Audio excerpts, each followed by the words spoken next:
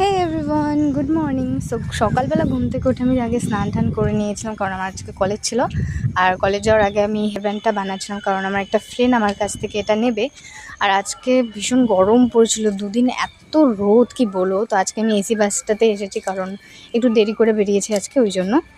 তো তারপর ফিরে এলাম বাড়ি, আর ফেরার পথে আজকেও একটা আইসক্রিম খেয়েছিলাম। এই আইসক্রিমটা 10 টাকা ছিল। তো তারপর আইসক্রিম খেতে খেতে আমি বাড়ি চলে আসি, আর বাড়ি এসে আমি লাঞ্চ করে নিলাম।